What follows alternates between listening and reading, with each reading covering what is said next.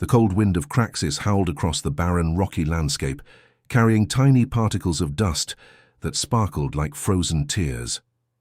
Yunji stood motionless, her small frame trembling beneath a thin protective suit that barely shielded her from the harsh environment. Around her, the sharp-edged rocks of the desolate moon stretched endlessly, creating a landscape of silent rejection.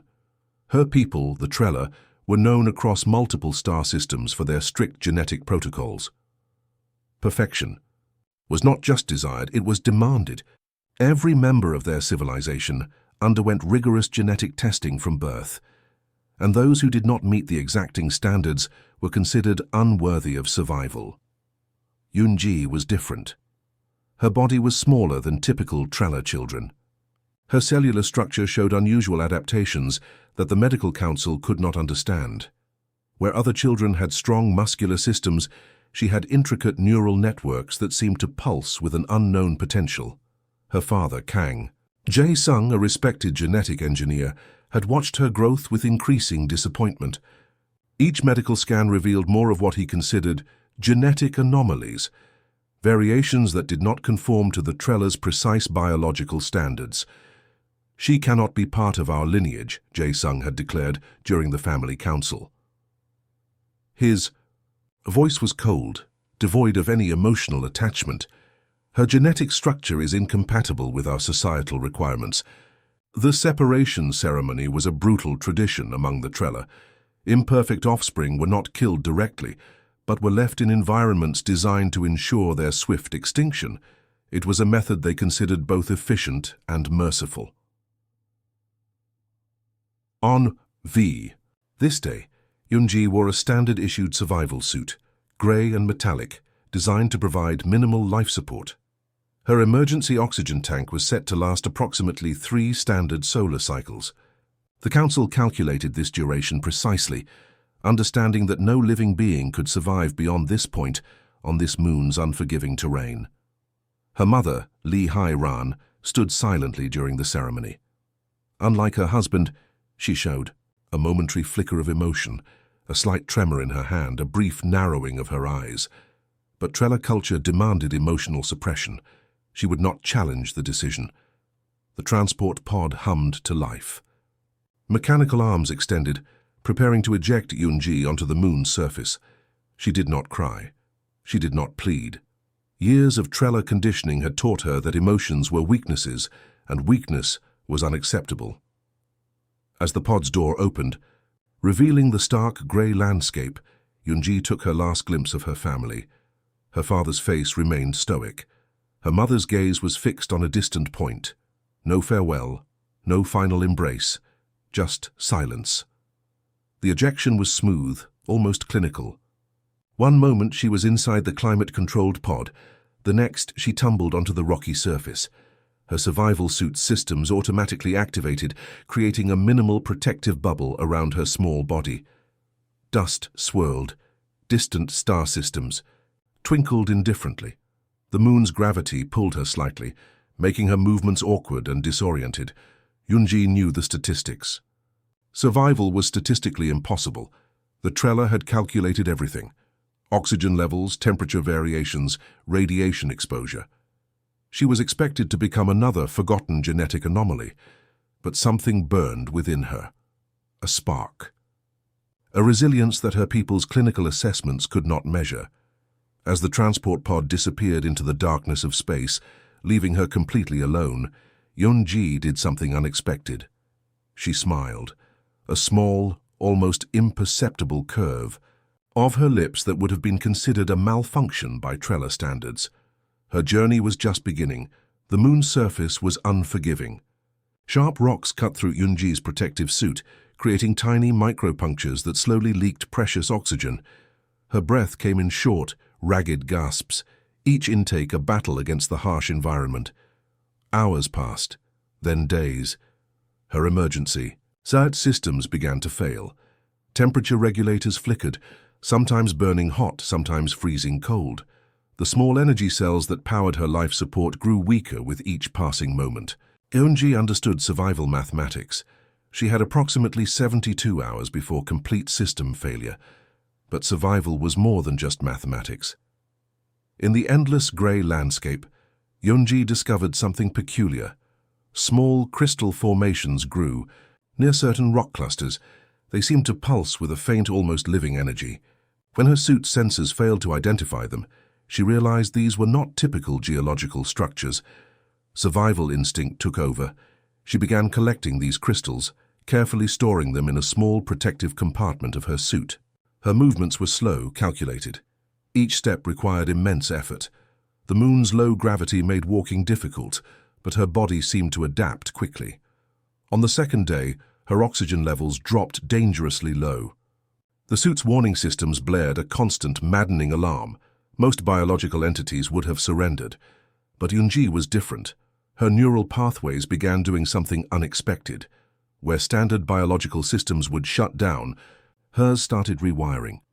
The genetic anomaly her Trella family considered a defect now became her greatest weapon. The collected crystals started to react. They emitted a soft, warm glow that seemed to interact with her suit's damaged systems. Slowly, mysteriously, her life support began to stabilize. Despair threatened to consume her multiple times. Memories of her family's cold rejection played like a haunting video loop in her mind. She remembered her father's clinical assessment, her mother's silent acceptance of her rejection. Each memory was a knife edge of emotional pain. But something inside her refused to give up. The moon's landscape was not entirely dead. Small energy signatures appeared and disappeared. Radiation levels fluctuated in patterns that suggested hidden life forms. Yunji's modified neural system began processing these complex environmental data points faster than any standard biological computer. By the third day, her suit was more crystal than original technology. The strange formations had merged with her life support systems, creating a hybrid survival mechanism. Her breathing became more stable. Her body temperature regulated itself without technological intervention. She was changing. The crystals continued their mysterious interaction. They seemed to draw energy from the moon's hidden radiation sources, converting it into life-sustaining power. Yunji's genetic structure absorbed these energy transformations, adapting in ways her original species could never understand. Survival was no longer just a possibility. It was becoming a certainty. As her modified suit pulsed with mysterious energy, Yunji realized something profound. The genetic weakness that her family had rejected was actually an advanced evolutionary adaptation. Where others saw imperfection, she was discovering unprecedented potential. The moon watched silently. Distant stars continued their eternal dance, and Yunji, the rejected child of the Trella civilization, prepared for her next transformation. Her survival was not just about continuing to live. It was about proving that true strength comes from adaptation, not perfection. The crystal-covered suit glowed softly against the moon's grey landscape, a beacon of life in a place designed for death. Yunji's breathing was steady now. Her eyes, once filled with fear, now burned with an unexpected determination. She was ready. The RSS Horizon cut through the darkness of space like a silver arrow, its advanced sensors constantly scanning unknown territories. Captain Park Yonwoo stood on the bridge, his experienced eyes scanning the holographic display that showed countless planetary and lunar readings. "Something's different," he muttered. Junior Science Officer Kim Ji-hoo adjusted the scanning parameters. A faint energy signature flickered on the screen, weak but definitely alive. Most captains would have ignored such a minimal reading, but Yonwoo was not most captains. "Track that signal," he commanded. The ship's AI calculated the coordinates. A desolate moon appeared on the main screen. Radiation levels were extreme. Surface temperatures fluctuated wildly. No reasonable exploration team would consider landing. But the life sign remained. Ji-hoo's hands moved quickly across the control panel. "Captain, the signal is unusual. It's not matching any known biological database. The energy pattern suggests something between organic and technological." Yonwoo made a decision in seconds. "Prepare rescue protocols. We're investigating." The landing module detached from the horizon with surgical precision. Specialized environmental suits protected the small rescue team. Radiation shields activated. Temperature regulators hummed with advanced technology. As they approached the surface, the moon's landscape revealed its harsh beauty. Rocks shaped like broken glass, dust that moved like liquid metal, and in the center of this alien wilderness, a small figure waited. Yunji saw the approaching vessel. Her modified suit, now more crystal than original technology, pulsed with an inner light. Her body had transformed during days of survival. Neural pathways had rewired. Cellular structures had adapted. The rescue team's first scanner readings caused immediate confusion. "This isn't possible," Jihu whispered. The small figure showed life signs that defied all known biological understanding. Oxygen levels that should have been fatal. Radiation exposure that would have killed any standard life form. Yet here was a living being. Rescue protocols activated automatically. Protective fields surrounded Yunji. Gentle mechanical arms extended, preparing to lift her fragile body. Her eyes opened. They were different. Not human. Not entirely alien. Something in between. The rescue team saw intelligence, resilience, a survivor's spark that burned brighter than any technological system. Medical scans began immediately. Each reading produced more questions than answers. Her genetic structure showed modifications that seemed impossible. Cellular regeneration beyond current scientific understanding. Neural networks that functioned like living computers. She's not just surviving, Jihu realized. She's evolving. Captain Yonwoo watched the medical team work. Years of space exploration had taught him that the universe was stranger than any human imagination. But this was something entirely new. Yunji's body responded to human medical technology in unprecedented ways. Where standard treatments would fail, her modified system adapted. Healing happened at speeds that medical computers struggled to calculate. "Who are you?" Yonwoo whispered, looking at the small figure. The rescue module returned to the horizon. Specialized medical containment fields surrounded Yunji. Advanced life support systems monitored her continuously. But something told the crew that traditional medical understanding would not be enough. She was more than a patient, more than a survivor. She was a bridge between known and unknown biological possibilities. The horizon continued its journey through space. But everything had changed. A single rescue mission had discovered something that would transform human understanding of life itself. Yunji slept, her crystal-covered suit pulsing softly, waiting, transforming, promising something extraordinary would happen next. The medical bay of RSS Horizon transformed into a complex research center focused entirely on understanding Yunji. Dr. Kim Ji-hoo worked tirelessly, her computer screens filled with complex genetic sequences that seemed to dance and change every millisecond. Yunji's body was unlike anything humans had ever encountered.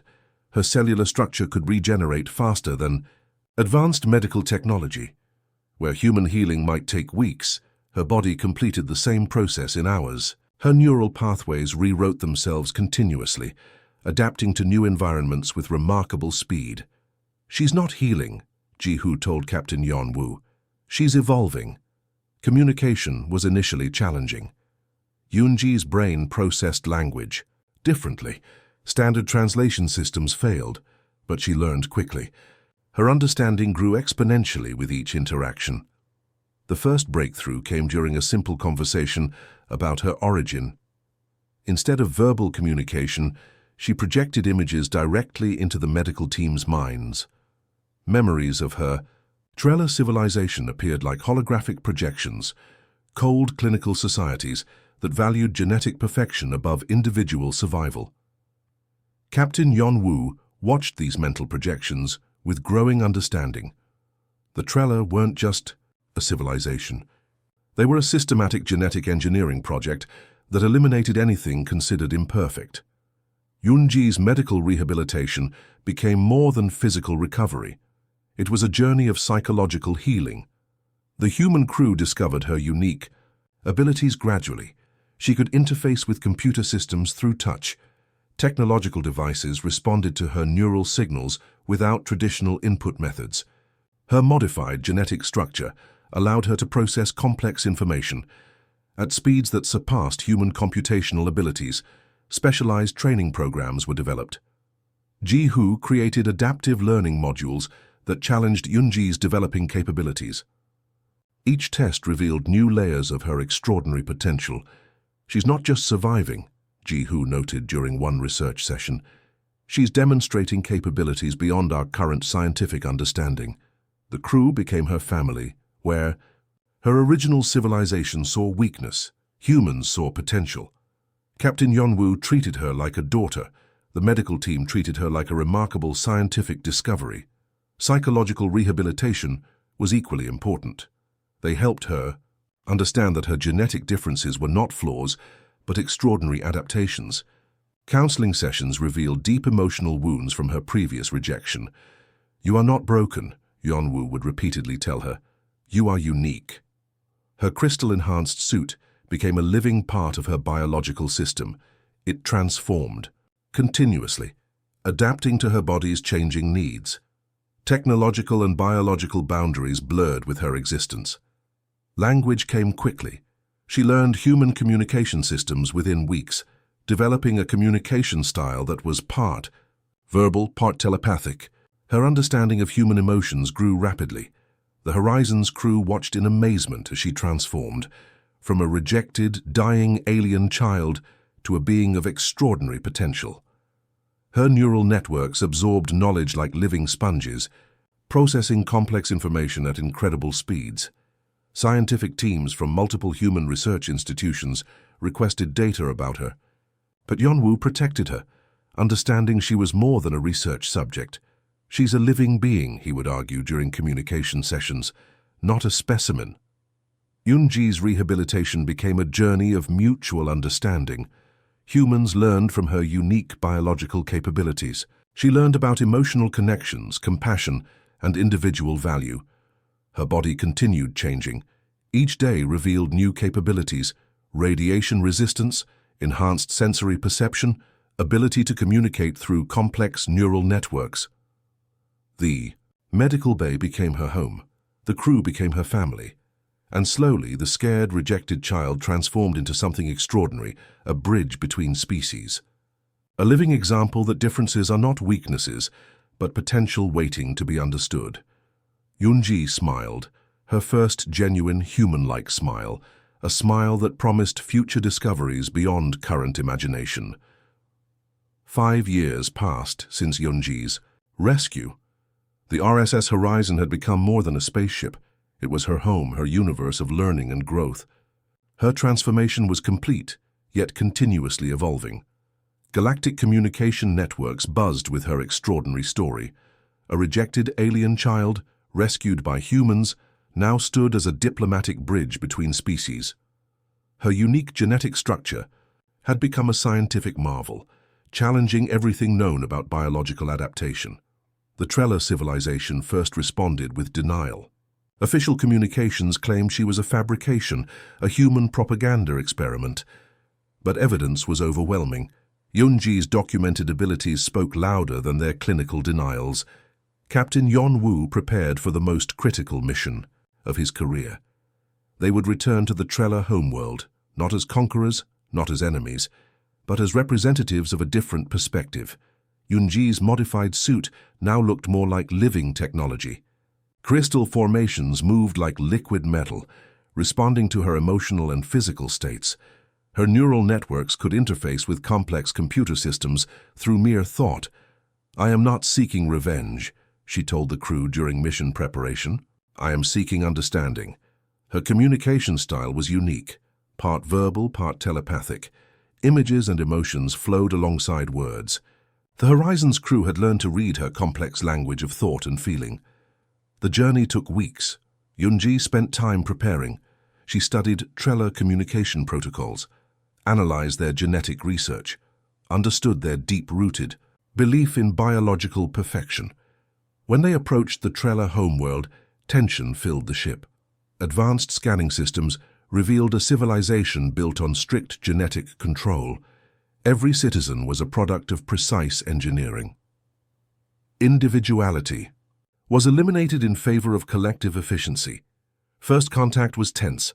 Trella communication centers received their transmission with suspicion. A rejected female now transformed, requesting diplomatic engagement. It challenged everything in their understanding. Yunji's presentation was extraordinary. She didn't argue, she demonstrated. Using her unique abilities, she showed how genetic diversity was not a weakness but an evolutionary strength. Her body was living proof of adaptation's power. Scientific councils were forced to watch. Her cellular structure revealed complex adaptive mechanisms that their controlled breeding could never achieve. Where they saw imperfection, she showed potential. Her father, Kang Jae-sung, watched the transmission. The same man who had discarded her now saw a daughter who had become something beyond his comprehension. Diplomatic negotiations began. Yunji proposed a radical concept: genetic diversity programs, research centers that would study adaptation instead of elimination, programs that would value individual potential over collective uniformity. The Horizon's crew supported her. Captain E. Yeonwoo stood as her guardian. Ji-hoo provided scientific credibility. Together they presented a vision of evolution that was collaborative, not competitive. Slowly the Trella civilization began to change. Research protocols were modified. Genetic evaluation systems were redesigned.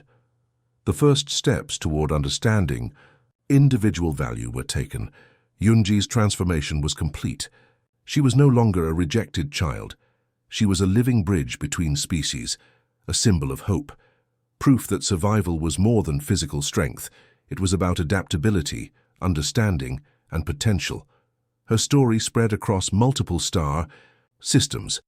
Academic institutions studied her case. Diplomatic centers discussed her unique approach to cross-species communication. On the Horizon's observation deck, she watched distant stars. Her modified suit shimmered.